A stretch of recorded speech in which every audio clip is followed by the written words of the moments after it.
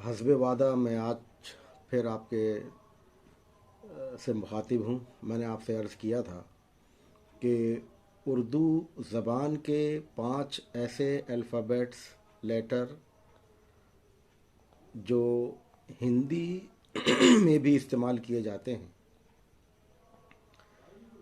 वो हैं का, खा, गा, ज़ा और फ़ा। इन लेटर्स में हिंदी के इनमें नीचे नुक्ता होता है और ये नुक्ता आने के बाद ये अपना तलफ़ुज़ बदल लेते हैं। और मैंने आपसे ये भी अर्ज़ किया था कि इसकी ईजाद राजा शिव प्रसाद सरहिंद ने की थी। आप माहिर मुख्तलिफ़ ज़बान थे जिसमें हिंदी, उर्दू, अरबी और फ़ारसी शामिल है, और उन्होंने ही उर्दू के जो अल्फाज हैं उनकी अदायगी हिंदी ज़बान में शामिल अल्फ़ाबेट के ज़रिए, लिपि के ज़रिए हो सके और आवाम भी इसको पूरी तरह समझ सके और ये एक आम फहम ज़बान हो जाए, उस मुनासबत से इन्होंने नुक्ते की ईजाद की।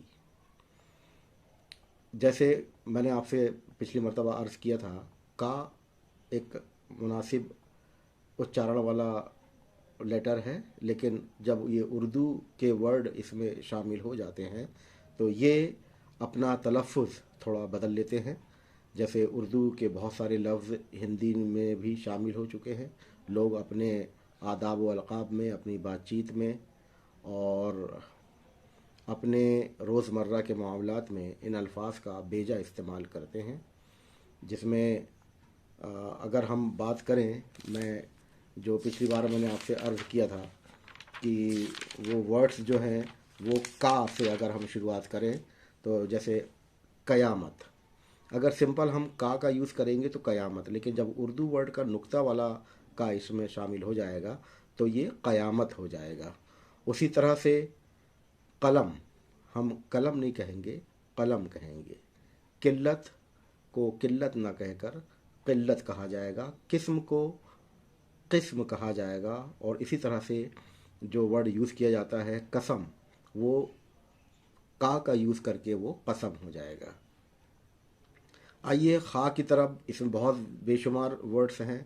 जैसे मैं जो इसका नुक्ते वाला यहाँ प्रोनाउंसिएशन कर रहा हूँ, तलफ़ुज़ इस्तेमाल कर रहा हूँ, आप उसको मुलाहजा फरमाइएगा।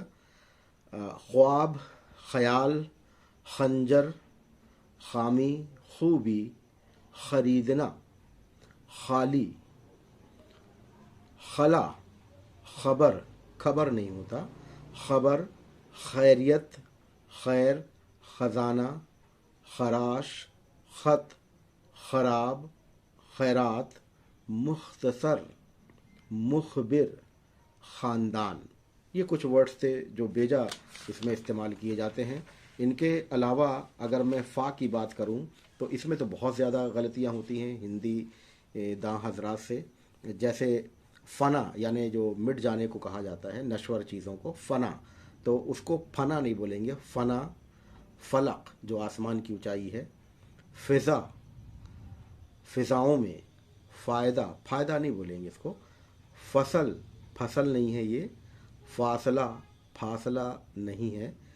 फैसला, फ़न, फ़नकार, फ़कीर, इसमें तो दो जगह आएगा। एक तो फ़ा में भी नुक्ता आएगा और का में भी नुक्ता आएगा, तो ये फ़कीर हो जाएगा। इस तरह से वर्ड है फ़रार, फरमाइए, फरमाइश, फरमान, फालतू और बेफालतू। ये भी एक मज़हका ख़ेज़, यानी बहुत हास्यास्पद इसका इस्तेमाल होता है। फालतू का मतलब तो बेकार होता है, तो हमने कहा कि भाई फालतू की बात ना करें, तो ये समझ में आता है कि आप बेकार की बातें ना करें। लेकिन कहा जाए बेफालतू की बात ना करें तो ये फिर इसका जो माने और मतलब जो है बदल जा रहे हैं। बेफालतू यानी काम की बात हो गई। फुर्सत, फुर्सत, तो इसमें फ़ा आएगा। देखिए बहुत सारे हिंदी के वर्ड हैं, अगर उसमें हम उर्दू के नुक्ते वाला फ़ा का यूज़ करेंगे तो वो फिर बहुत गलत हो जाएगा। जैसे मिसाल के तौर पे फ़ा, फेंक दो, नो, फेंक दो, फिसलना, अब फिसलना नहीं बोलेंगे, फिसलना नहीं, फिसलना, वहाँ फा पीएच का यूज़ किया जाएगा। उसी तरह से सिफर, सफाई, सफ़ेद, हिफाजत, यहाँ पे फे में भी नुक्ता आ रहा है लेटर में, और जा का जो लेटर है उसमें भी नुक्ता आएगा, तो ये होगा हिफाजत। इसी तरह से लेकिन बहुत सारे वर्ड, फंस जाना, फांसी, ये फांसी या फंस गए, इस तरह से इसकी अदायगी नहीं होगी। अब आइए ज़ा का, तो ये बहुत ज़्यादा वर्ड हैं इसमें। ज़िला, ज़बरदस्त, ज़िक्र, ज़रा, ज़हीन, रोज़ाना, रोज़ रोज़। इसी तरह से ज़ेवर, ज़िल्लत, ज़लील के मतलब होते हैं लो, LOW, लो, यानी बहुत ही निचले किस्म का। और इसी से ही जलील ज़िल्लत बना है। तो जब हम किसी को लानत मलामत करना है तो उसे जलील कहा जाता है, लेकिन जलील के माने जो होते हैं वो आला और अफजल के होते हैं। तो हम अगर किसी को कहें कि ये साहब ये बहुत जलील हैं, तो ये माने एकदम बदल जाएंगे, जलील वहाँ कहना चाहिए। तो जहाँ नुक्ता नहीं है वहाँ नुक्ता लगाना, ये भी अपने जो अल्फाज हैं उनके माने को बदल देता है।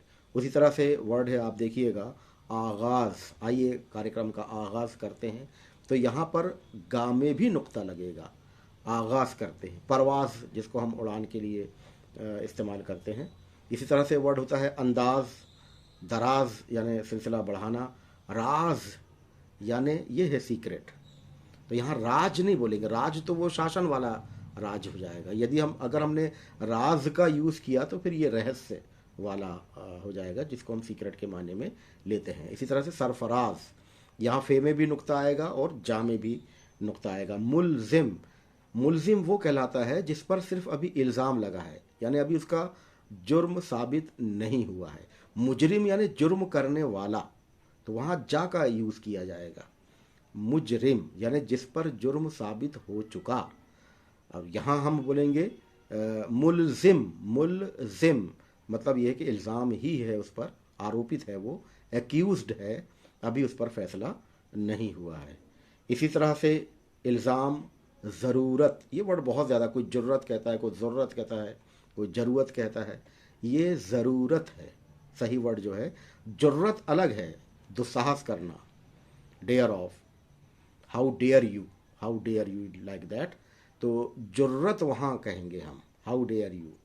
लेकिन जुर्रत जो है दुस्साहस करना, ये अलग वर्ड है। और ज़रूरत यानी आप समझते हैं आवश्यकता के लिए यूज़ करता है, नेसेसरी की ज़रूरत में। ज़रूर, ज़रूरी। इसी तरह से दूसरा वर्ड अब हम यहाँ पर ले रहे हैं गा का, जो हमने पिछली बार भी आपको बताया था। गम, गज़ब, गज़ल, गायब, गनी, गलती। गलती नहीं होता, ये होता है गलती। गरीब, गनीमत है, गनीमत है नहीं बोलेंगे, हम बोलेंगे गनीमत है। मिर्ज़ा गालिब के नाम पे भी हमको गालिब बोलना पड़ेगा, यानी गा पे इसका नुक्ता लगेगा। इसी तरह से गुलजार, जो गुलजार साहब हैं मशहूर जो लिरिसिस्ट हैं, उनको गुलजार नहीं बोलेंगे, गुलजार बोलेंगे। इसी तरीके से गमला, तो गमला सिंपल वर्ड है, बगैर नुक्ता का है, इसको गमला नहीं बोलेंगे। अगर ये बोला तो फिर वो वर्ड हमारा गलत हो जाएगा। तो इस तरह से बहुत सारे वर्ड्स हैं जो अपनी एक अलग पहचान रखते हैं और इनमें गलतियां होती हैं। और एक बात मैं और आपसे अर्ज़ करना चाहूँगा कि उर्दू अल्फाज के इस्तेमाल में सिंगुलर और प्लूरल यानी जमा और वाहिद यानी एक वचन और बहुवचन, इसमें भी बेतहाशा गलतियां होती हैं। जैसे आम तौर पे नेक एक और अनेक में होती है ना। एक में यानी सिंगुलर नंबर हो गया, इसका प्लूरल नंबर अनेक हो गया। अब कुछ लोग इसको इस्तेमाल करते हैं अनेकों बार, तो भाई एक का तो प्लूरल नंबर अनेक हुआ, लेकिन अनेकों आपने उसको भी स्क्वायर कर लगा दिया आपने। इसी तरह से जज्बा, दैट इज सिंगुलर नंबर, एक वचन है जज्बा, इसको प्लूरल में यूज़ किया तो आपने जज्बात हो गए।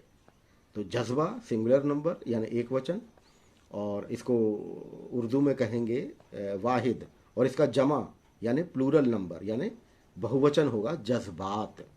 लेकिन जज्बातों, तो ये तो उसका भी स्क्वायर हो गया। इसी तरह से बहुत सारे वर्ड हैं, अल्फाज, लफ्ज़ जो है वो सिंगुलर नंबर है, इसका प्लूरल अल्फाज होता है, लेकिन इसका भी अगर स्क्वायर कर दिया जाए तो ये अल्फाजों हो जाएगा, ये गलत है। इसी तरह से हालत सिंगुलर नंबर, प्लूरल नंबर हालात, लेकिन इसका भी स्क्वायर कर दिया हमने हालातों, तो ये है। इसी तरह से ख्याल दैट इज सिंगुलर नंबर, और ख्याल का प्लूरल होगा ख्यालात, यानी इसका जो बहुवचन बोलेंगे ख्याल का ख्यालात, लेकिन ख्यालातों, तो ये बहुत ज़्यादा इसमें गलती होती है। अल्फाजों कभी नहीं होता, जज्बातों कभी नहीं होता, हालातों कभी नहीं होता, क्योंकि प्लूरल का प्लूरल में स्क्वायर कैसे लगाया जाएगा आपको। तो ये जो सिंगुलर वर्ड्स हैं, इसी तरह से मस्जिद का सिंगुलर नंबर मसाजिद है, प्लूरल नंबर मसाजिद है। मस्जिद सिंगुलर नंबर, मसाजिद प्लूरल नंबर, लेकिन मसाजिदों इसका भी स्क्वायर।